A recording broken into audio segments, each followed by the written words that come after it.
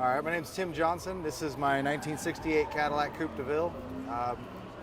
Been building the car for the last 3 years. It's been a long-standing relationship with cars since I was a little kid growing up. And so it's pretty much just the way it always has been for me. I've always been into cars, and I've tried building cars as I go through, and I learn with each one. And I actually have a 37 Chevy pickup that was handed down to me through a couple of generations that is actually still in the works. Kind of held off on that truck just till I really knew what I was doing, and I think I can tackle it now. But yeah, so I've been building cars for about 15 years, learned how to do everything on my own.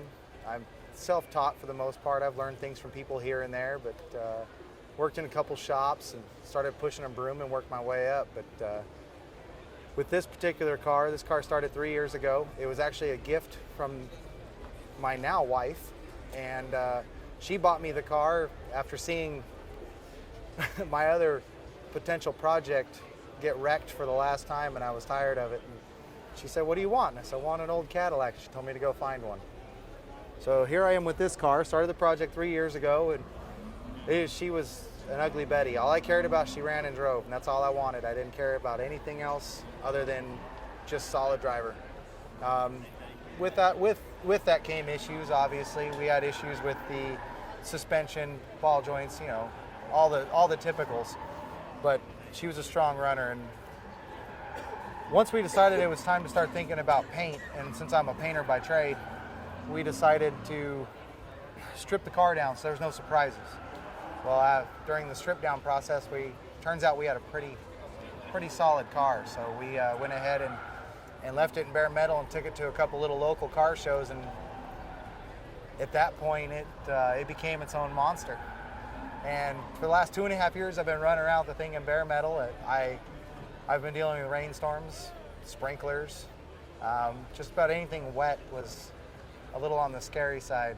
It rust up instantly, and it took until about 2 weeks ago to get this thing into clear coat and maintain the finish. I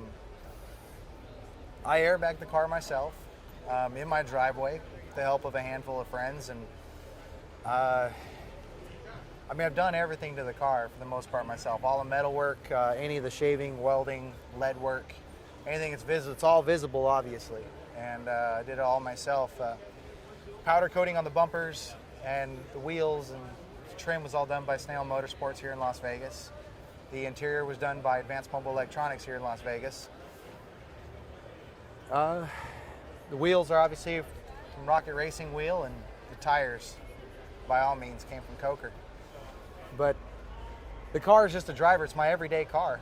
And I was recently asked what I see when I look at this car, and I guess the way I look at it is take your supermodel or your actress, anything, you know, the woman that everybody considers beautiful. Now you take off the makeup, you take off the airbrushing, and take off the fancy clothes, and what do you have? You still have something that's beautiful, but not without its flaws. Everything's exposed, everything's here. And I'm trying to show the car with all its flaws for what it is. And it's all factory sheet metal.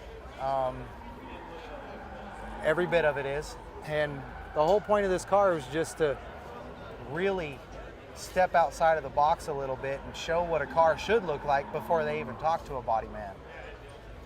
So that's pretty much the history on the car. What's next? What's your next move? Well, right now my next move is going to be go find a cold drink, but other than that, I'm going to work on getting the interior done, or the interior of the trunk done.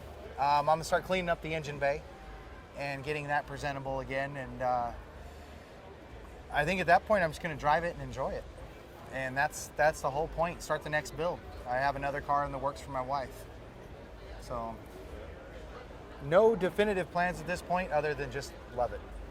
Well, I guess it's time for me to go celebrate the rest of my birthday and the rest of SEMA.